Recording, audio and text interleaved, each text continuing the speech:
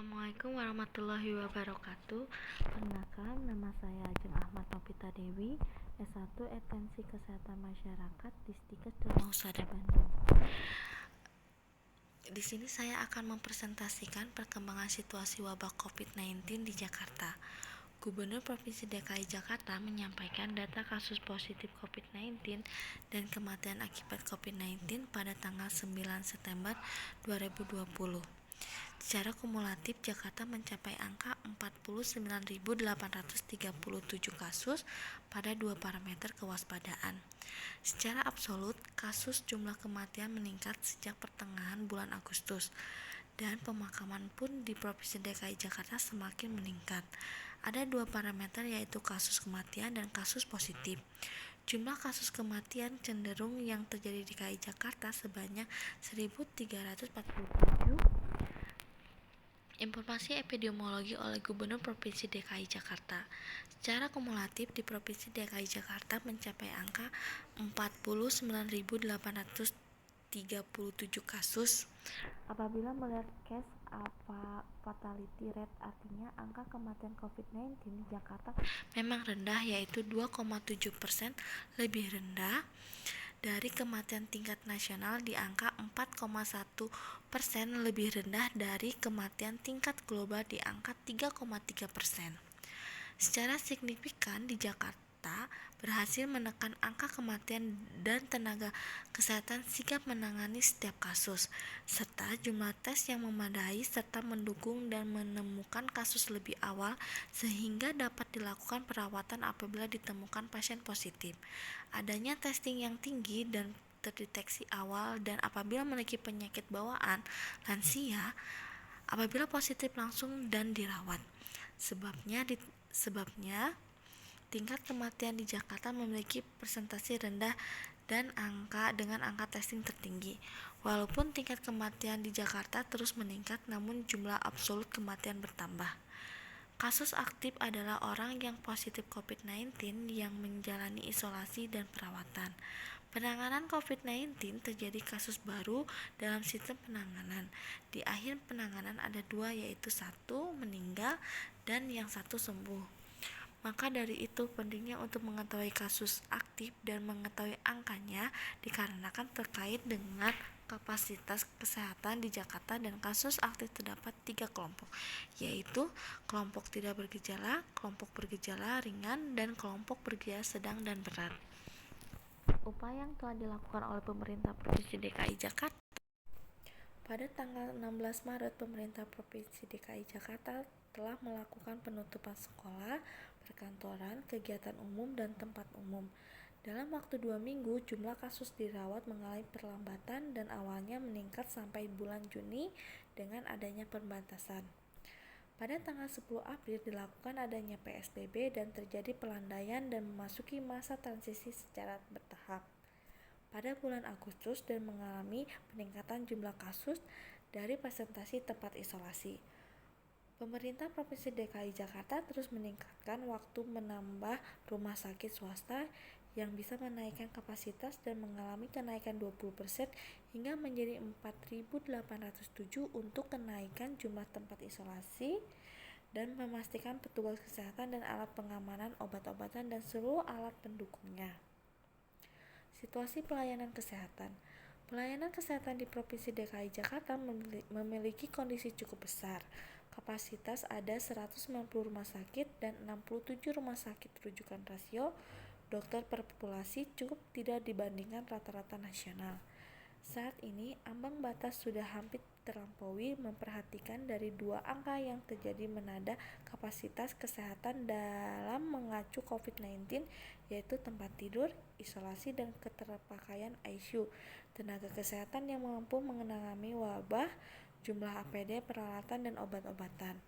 Saat ini Jakarta memiliki 4.503 tempat tidur isolasi kasus COVID-19 dan sudah 77 terpakai. Prediksi permasalahan dan pelayanan kesehatan pemerintah Provinsi DKI Jakarta. Penanganan COVID-19 terjadi kasus baru dalam sistem penanganan. Di akhir penanganan ada 2, meninggal dan sembuh. Dari data tanggal 17 September, tempat tidur isolasi akan menumpuk dan tidak akan menampung pasien COVID-19. Pemerintahan Provinsi DKI Jakarta setiap waktu menambah rumah sakit swasta untuk menaikkan kapasitas dan mengalami kenaikan 20% sehingga menjadi 4.807. Untuk kenaikan tempat tidur isolasi, memastikan ada petugas kesehatan, obat-obatan, dan seluruh pendukungnya.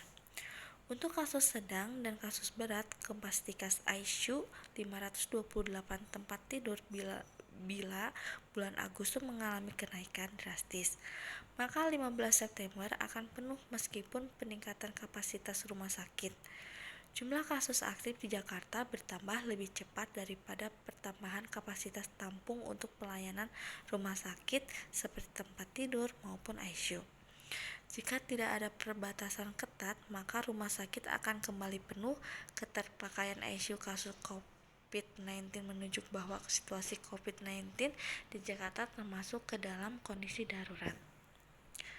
Kebijakan pengendalian prediksi permasalahan kesehatan oleh Gubernur Provinsi DKI Jakarta. Penting untuk mengetahui kasus aktif dan mengetahui angkanya dikarenakan terkait dengan kapasitas kesehatan di Jakarta, dan kasus aktif terdapat 3 kelompok, yaitu kelompok tidak bergejala, kelompok bergejala ringan, dan kelompok bergejala sedang maupun berat. Dalam rapat gugus tugas COVID-19 dapat disimpulkan bahwa Jakarta kembali PSBB apabila jumlah kasus menurun sehingga dapat menolong nyawa masyarakat. Apabila dibiarkan, rumah sakit tidak sanggup menampung dan kasus kematian akan meningkat di Jakarta. Sisi pemerintahan melakukan pembatasan tanggung jawab yang harus diteruskan dengan melakukan deteksi pada orang yang bergejala positif dengan istilah 3T, testing, tracking, dan treatment. Harapannya pemerintah melakukan 3T dan masyarakat melakukan 3M sejak PSBB transisi Jakarta terus aktif untuk meningkatkan kemampuan testing dan melebihi standar bekerja sama dengan berbagai lab untuk memastikan kemampuan deteksi, dan Puskesmas Jakarta rutin melakukan aktivitas bidding. Provinsi DKI Jakarta tetap berkomitmen untuk selalu transparan. DKI Jakarta beserta seluruh jajarannya dan pemerintah pusat terus bergerak dan berbagi tugas. Seperti arahan Presiden, bekerja di rumah, belajar di rumah, ibadah di rumah. Ada fase untuk menjalankan PSBB agar perjalanan dengan baik dan mengantisipasi kegiatan perkantoran yang non-esensial diharuskan untuk melaksanakan di rumah, agar lebih baik dilakukan segala kegiatan di rumah, kegiatan publik, dan kegiatan kemasyarakatan yang sifatnya massa dan penularan tersebut ada pada kegiatan komunitas, lalu transportasi dibatasi secara ketat jumlah dan jamnya. Kesimpulannya, berdasarkan kesimpulan dari rapat gugus tugas penanganan COVID-19 DKI Jakarta, dengan melihat kedaruratan ini, maka tidak ada banyak pilihan lagi Jakarta kecuali menarik rem darurat sesegera mungkin, yaitu dengan kegiatan perkantoran non-esensial harus dilaksanakan dari rumah. Seluruh tempat hiburan akan ditutup kembali. Di rumah makan boleh beroperasi, tapi tidak boleh makan di lokasi. Akan mulai diberlakukan lagi PSBB. Rem darurat yang dikatakan Gubernur DKI Jakarta adalah melakukan PSBB masyarakat seperti awal terjadinya pandemi COVID-19. Maka dari itu masyarakat harus menaati peraturan yang telah ditetapkan oleh pemerintah demi keselamatan dan keselamatan masyarakat. Terima kasih atas perhatiannya. Maaf bila ada salah kata. Assalamualaikum warahmatullahi wabarakatuh.